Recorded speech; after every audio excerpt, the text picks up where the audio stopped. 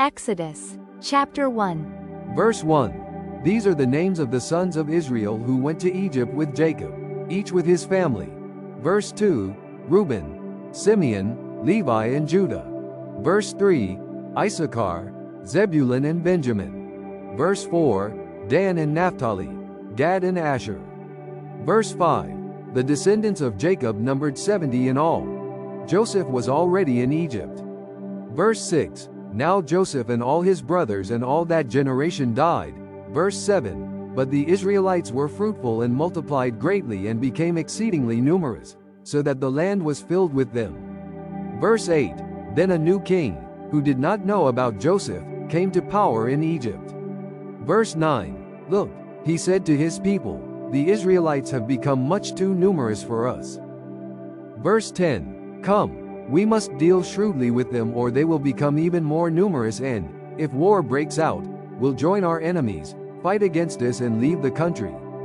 Verse 11. So they put slave masters over them to oppress them with forced labor, and they built Pithom and Ramesses as store cities for Pharaoh. Verse 12. But the more they were oppressed, the more they multiplied and spread. So the Egyptians came to dread the Israelites.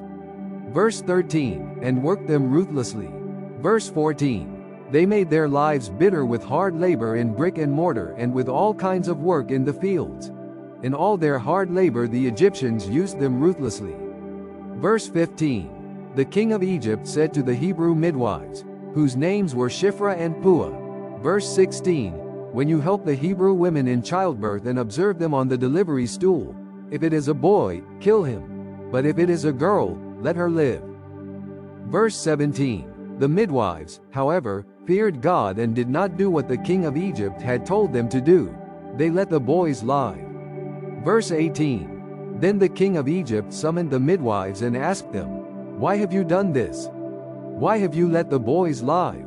Verse 19. The midwives answered Pharaoh, Hebrew women are not like Egyptian women. They are vigorous and give birth before the midwives arrive.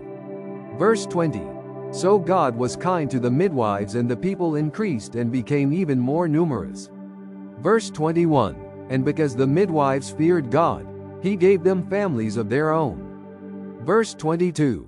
Then Pharaoh gave this order to all his people. Every boy that is born you must throw into the Nile, but let every girl live. Chapter 2. Verse 1. Now a man of the house of Levi married a Levite woman. Verse 2. And she became pregnant and gave birth to a son. When she saw that he was a fine child, she hid him for 3 months. Verse 3.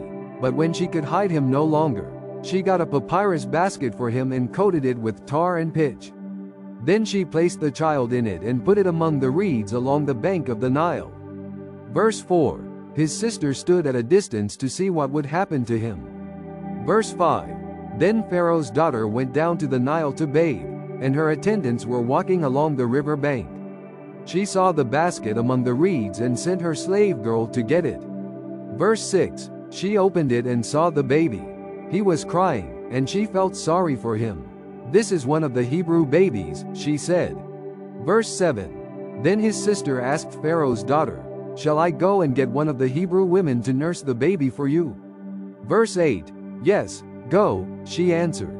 And the girl went and got the baby's mother. Verse 9. Pharaoh's daughter said to her, take this baby and nurse him for me, and I will pay you. So the woman took the baby and nursed him. Verse 10. When the child grew older, she took him to Pharaoh's daughter and he became her son. She named him Moses, saying, I drew him out of the water. Verse 11. One day, after Moses had grown up, he went out to where his own people were and watched them at their hard labor. He saw an Egyptian beating a Hebrew, one of his own people. Verse 12. Glancing this way and that and seeing no one, he killed the Egyptian and hid him in the sand. Verse 13. The next day he went out and saw 2 Hebrews fighting. He asked the one in the wrong, why are you hitting your fellow Hebrew? Verse 14. The man said, who made you ruler and judge over us? Are you thinking of killing me as you killed the Egyptian? Then Moses was afraid and thought, what I did must have become known. Verse 15. When Pharaoh heard of this, he tried to kill Moses, But Moses fled from Pharaoh and went to live in Midian, where he sat down by a well. Verse 16. Now a priest of Midian had 7 daughters, and they came to draw water and fill the troughs to water their father's flock. Verse 17. Some shepherds came along and drove them away, but Moses got up and came to their rescue and watered their flock. Verse 18. When the girls returned to rule their father, he asked them, "Why have you returned so early today?" Verse 19. They answered, "An Egyptian rescued us from the shepherds. He even drew water for us and watered the flock." Verse 20. And where is he? He asked his daughters. Why did you leave him? Invite him to have something to eat. Verse 21. Moses agreed to stay with the man, who gave his daughter Zipporah to Moses in marriage. Verse 22. Zipporah gave birth to a son, and Moses named him Gershom, saying, "I have become an alien in a foreign land." Verse 23. During that long period, the king of Egypt died. The Israelites groaned in their slavery and cried out, and their cry for help because of their slavery went up to God. Verse 24. God heard their groaning and he remembered his covenant with Abraham, with Isaac and with Jacob. Verse 25. So God looked on the Israelites and was concerned about them. Chapter 3. Verse 1. Now Moses was tending the flock of Jethro his father-in-law, the priest of Midian, and he led the flock to the far side of the desert and came to Horeb, the mountain of God. Verse 2. There the angel of the Lord appeared to him in flames of fire from within a bush. Moses saw that though the bush was on fire it did not burn up. Verse 3. So Moses thought, I will go over and see this strange sight why the bush does not burn up. Verse 4. When the Lord saw that he had gone over to look, God called to him from within the bush, Moses. Moses. And Moses said, Here I am. Verse 5. Do not come any closer, God said. Take off your sandals, for the place where you are standing is holy ground. Verse 6. Then he said, I am the God of your father, the God of Abraham, the God of Isaac and the God of Jacob. At this, Moses hid his face, because he was afraid to look at God. Verse 7. The Lord said, I have indeed seen the misery of my people in Egypt. I have heard them crying out because of their slave drivers, and I am concerned about their suffering. Verse 8. So I have come down to rescue them from the hand of the Egyptians and to bring them up out of that land into a good and spacious land, a land flowing with milk and honey, the home of the Canaanites, Hittites, Amorites, Perizzites, Hivites and Jebusites. Verse 9. The cries of the people of Israel have reached me, and I have seen how the Egyptians have oppressed them with heavy tasks. Verse 10. So now, go. I am sending you to Pharaoh to bring my people the Israelites out of Egypt. Verse 11. But Moses said to God, Who am I, that I should go to Pharaoh and bring the Israelites out of Egypt? Verse 12. And God said, I will be with you. And this will be the sign to you that it is I who have sent you.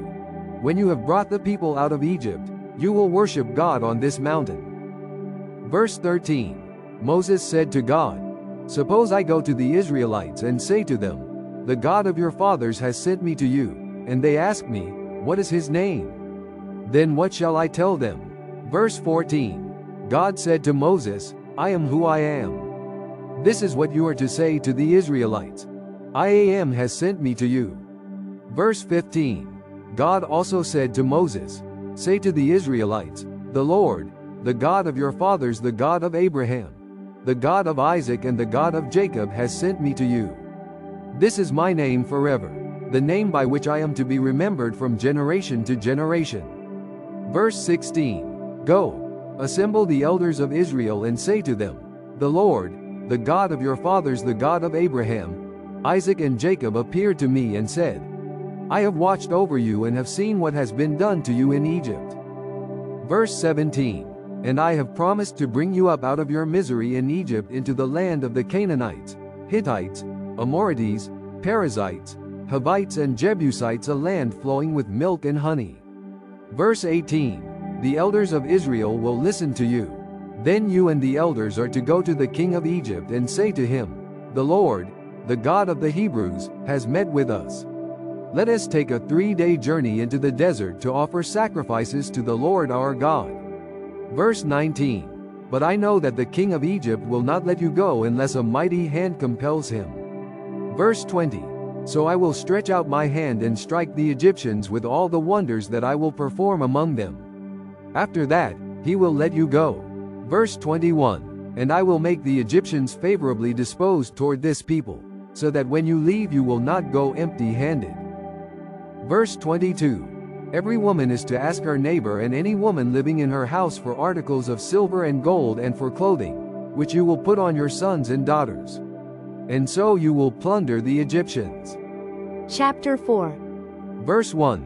Moses answered, "What if they do not believe me or listen to me and say, 'The Lord did not appear to you'?"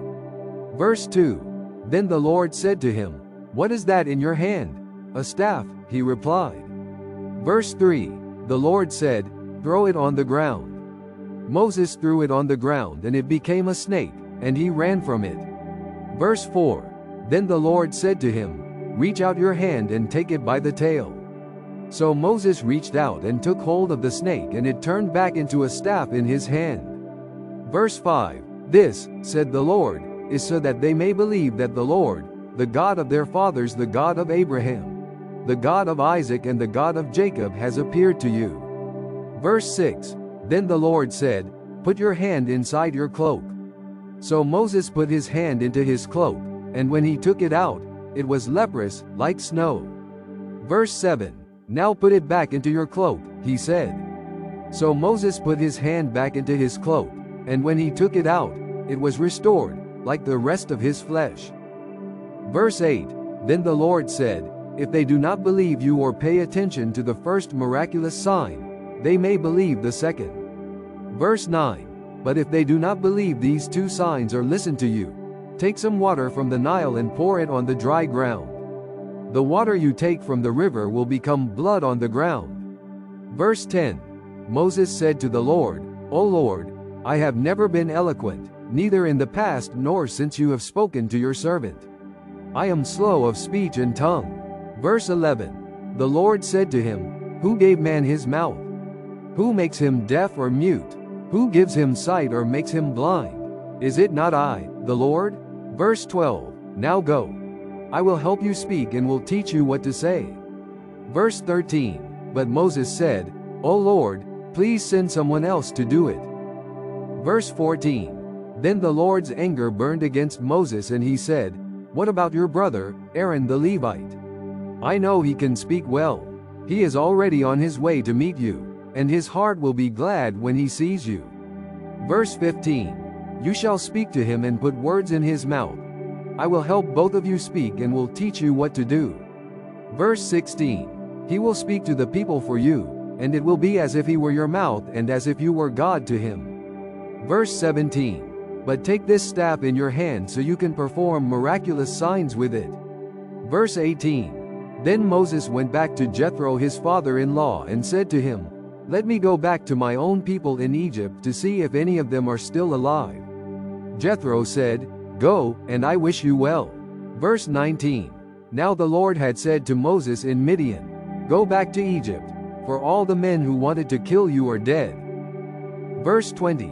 So Moses took his wife and sons, put them on a donkey and started back to Egypt. And he took the staff of God in his hand. Verse 21. The Lord said to Moses, "When you return to Egypt, see that you perform before Pharaoh all the wonders I have given you the power to do. But I will harden his heart so that he will not let the people go." Verse 22. Then say to Pharaoh, "This is what the Lord says, Israel is my firstborn son." Verse 23. "And I told you, let my son go, so he may worship me. But you refused to let him go, so I will kill your firstborn son." Verse 24. At a lodging place on the way, the Lord met Moses, and was about to kill him. Verse 25.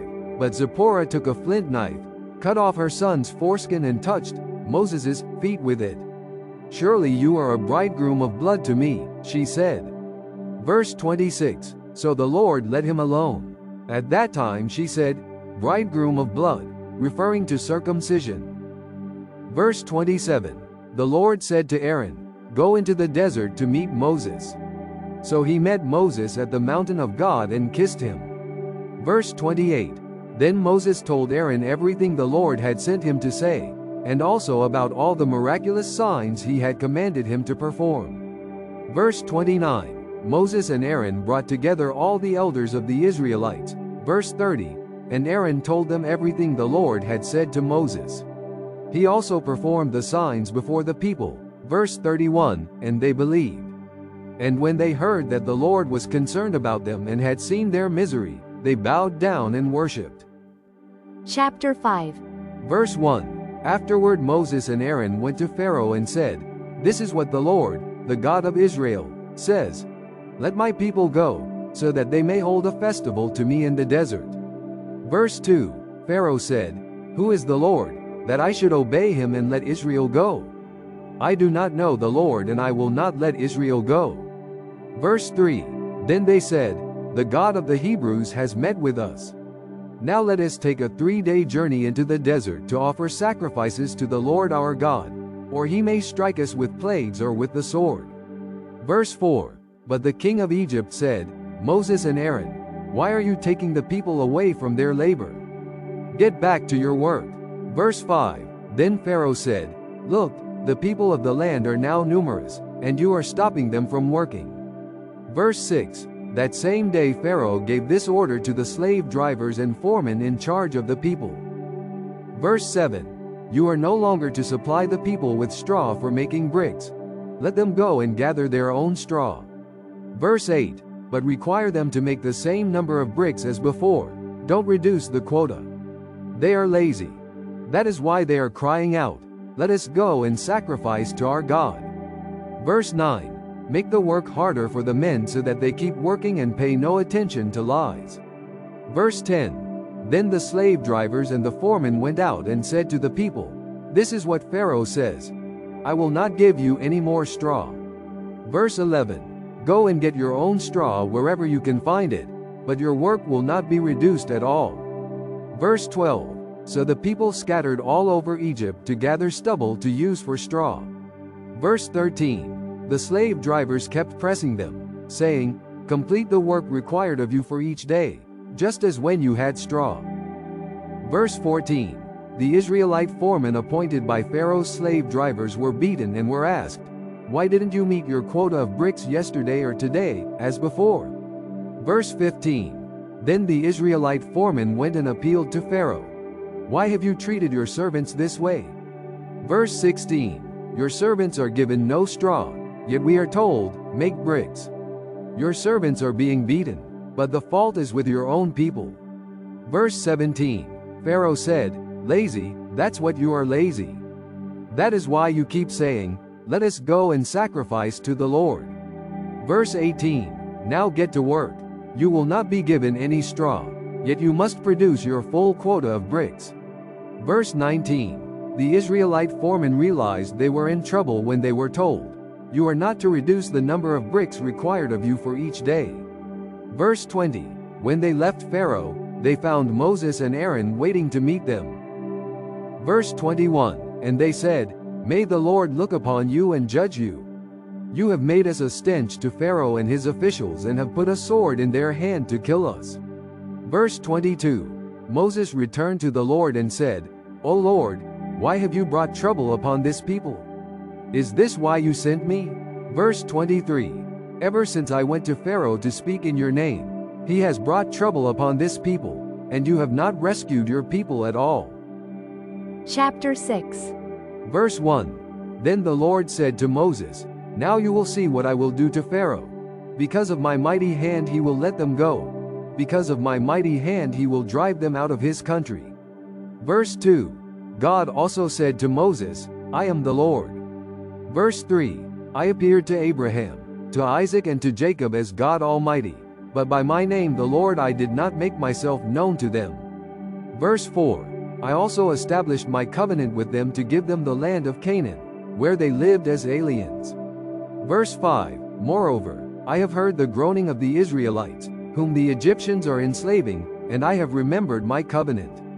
Verse 6. Therefore, say to the Israelites, I am the Lord, and I will bring you out from under the yoke of the Egyptians. I will free you from being slaves to them, and I will redeem you with an outstretched arm and with mighty acts of judgment.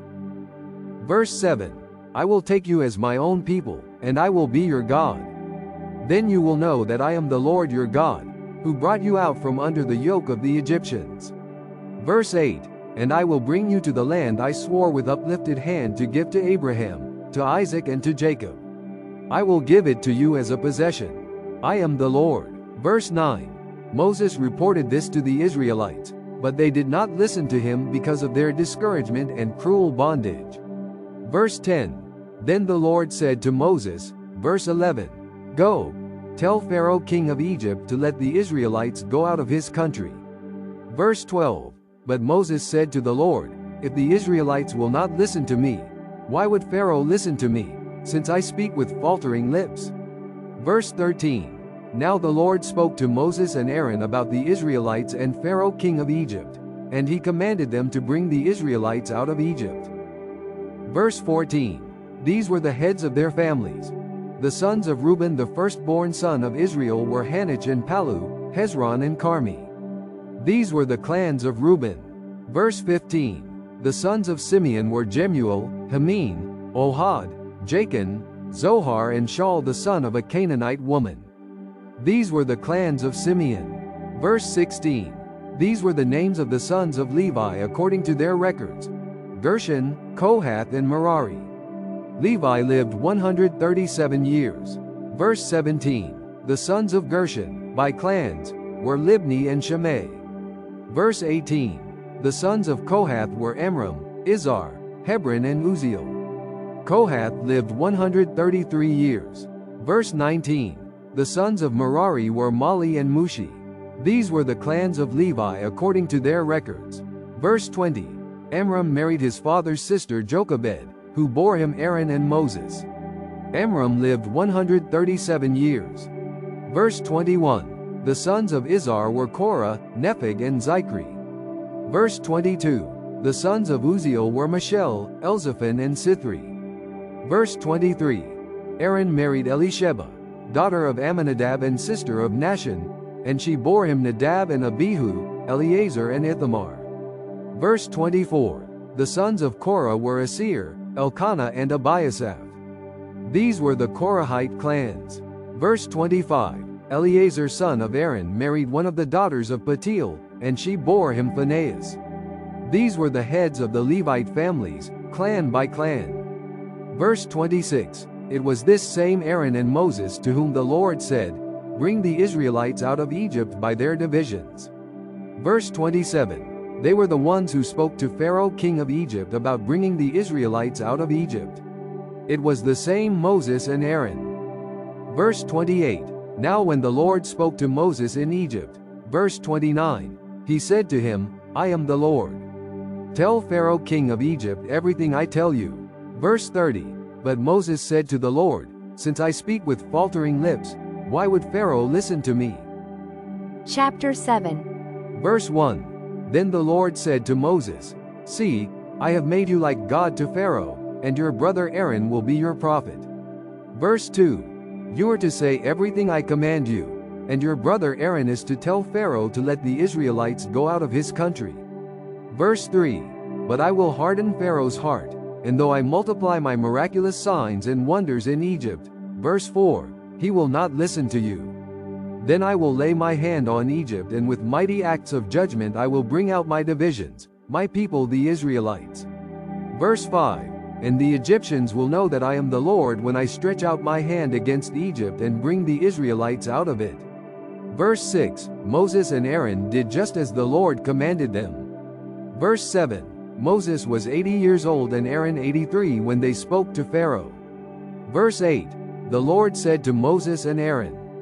Verse 9. When Pharaoh says to you, Perform a miracle, then say to Aaron, Take your staff and throw it down before Pharaoh, and it will become a snake.